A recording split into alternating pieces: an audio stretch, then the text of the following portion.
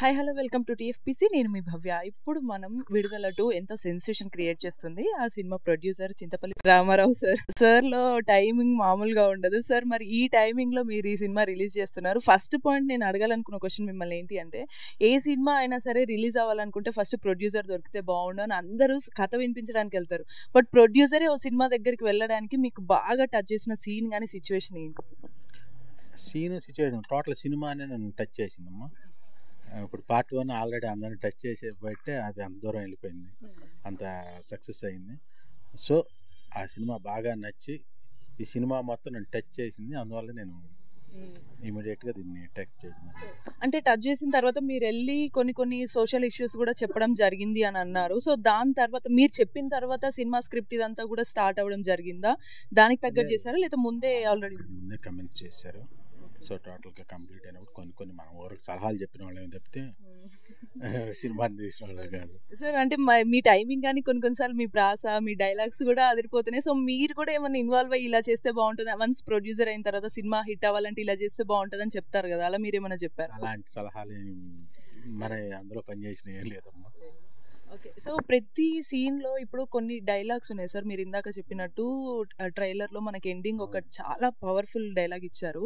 So even మనకి ఈ banner పైన కూడా పర్టిక్యులర్ కొటేషన్స్ ఇవన్నీ అంటే ఖచ్చితంగా ఎవరిని మీరు టార్గెట్ చేసి ఎవరోకో పెట్టారు అన్నట్టయితే అనిపిస్తుంది ఈ సినిమా అంతా కూడా. ఎవరు పెట్టలేదమ్మా. అక్కడ సామాజిక పరిస్థితుల్లో డెఫినెట్గా ఏంటంటే ఆ పొలిటీషియన్స్ ఎఫెక్టివ్ సామాజిక పరిస్థితుల మీద ఉంటాయి. సో దాన్ని దృష్టిలో ఉంచుకొని ఆ డైలాగ్ రాయడం జరిగింది. సిద్ధాంతాలు లేని నాయకులు మాత్రమే అభిమానులు సృష్టిస్తారు, అది అభివృద్ధికి మార్గం అవ్వదు అనేటువంటి డైలాగ్. సో అలా రాసిందే తప్పితే అందులో ఉన్నటువంటి కథ ప్రకారం రాసింది. వాస్తవానికి రియల్ లైఫ్లో కూడా మీరు అది నమ్ముతున్నారా సార్? నిజంగానే మన దగ్గర సిద్ధాంతాలు లేకుండా పొలిటీషియన్స్ అభిమానాన్ని సృష్టించుకుంటున్నారు కానీ అభివృద్ధిగా జరగలేదని మీరు నమ్ముతున్నారా? అంటే ప్రత్యేకంగా ఇక్కడ నాయకుల గురించి, ఇప్పుడు ఉన్నటువంటి నాయకుల గురించి మేము చేసింది కదమ్మా. అది గతంలో ఉన్నటువంటి వ్యవస్థలో ఉన్నటువంటి నాయకులను ఉద్దేశించేసి అక్కడ కథ రాసింది. మీరు పర్టికులర్గా అలాంటి ఇది ఇప్పుడు కూడా ఉందా అని అడుగుతున్నారు మీ ఉద్దేశం మీద. సో డెఫినెట్గా వారు రాసిన దాంట్లో అర్థం అయితే ఉంది. అర్థానుసారంగా మన పరిపాలకులు పనిచేస్తున్నారా లేదనేది అది మీరు ఆలోచించాల్సినటువంటి అంశం. సార్ ఒక ఈగో తోటి మనిషి ఎంత దూరం వెళ్తాడు అన్నట్టు ఈ స్టోరీ వెళ్తుందా, లేకపోతే కేవలం బాధతోటే వెళ్తుందా? ఈగో వేరు, బాధ వేరు, పరిస్థితులు వేరు. ఒక పరిస్థితి మీద రెస్పాండ్ అయ్యి వాటిని మళ్ళీ రీకరెక్ట్ చేయాలనేటువంటి బయలుదేరేటువంటి వ్యక్తి యొక్క ఆలోచనలు వేరుగా ఉంటాయి. సో అలాంటి విధానంలో వచ్చిన సినిమా ఇది. సార్ ఇప్పుడు ఈ మూవీ మొత్తంలో మీరు చాలా సార్లు మెన్షన్ చేస్తున్నారు ఫైట్స్ చాలా హైలైట్ అవుతాయి అని చెప్పేసి.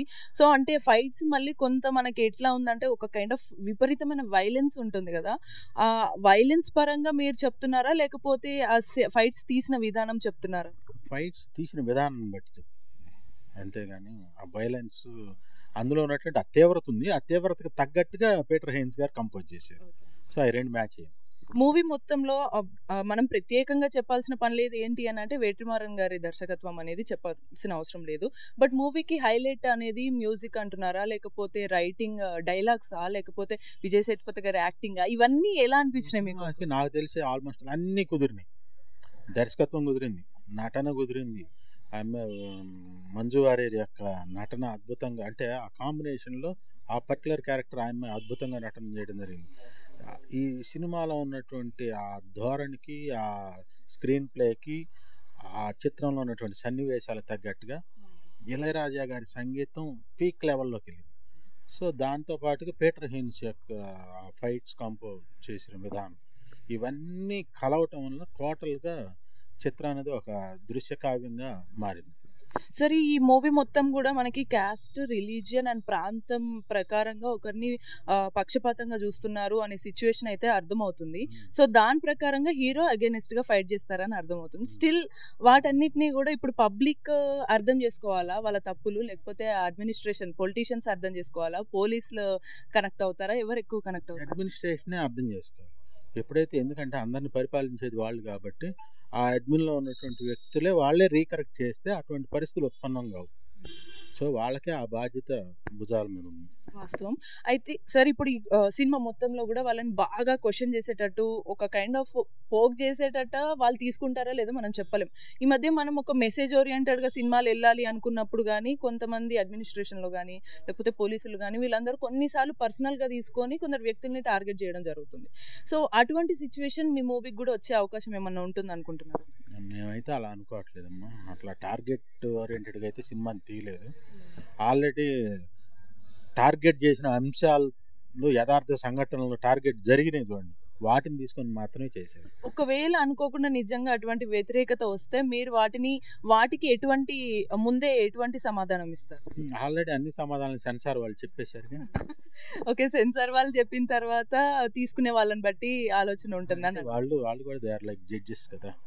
వాళ్ళు జడ్జ్ చేసేసి ఇది సమాజానికి ఉపయోగపడుతుంది అన్నప్పుడు మాత్రం దాన్ని సెన్సార్ చేస్తారు. ఫైనల్‌గా ఈ విడుదల 2 గురించి మీరు ఏం చెప్తారు సార్? ఆడియన్స్‌కి, మెయిన్‌గా చూసే వాళ్ళకి ఏ పర్సెప్షన్‌లో ఎలా చూడాలని అంటారు?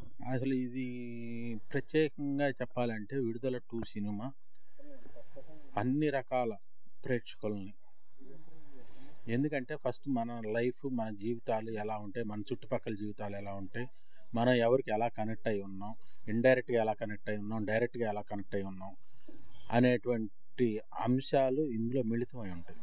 సో మన జీవన ప్రమాణాలుగా స్థాయి పెరగాలన్నా, మన జీవన ప్రమాణాలు కింద స్థాయికి వెళ్ళాలన్నా, ఈ పరిపాలకుల యొక్క డైరెక్ట్ అయితేనే, ఇండైరెక్ట్గా అయితేనే వాళ్ళ ప్రభావం మన మీద ఉంటుందనేటువంటి విషయం పబ్లిక్ అందరికీ తెలియాలి.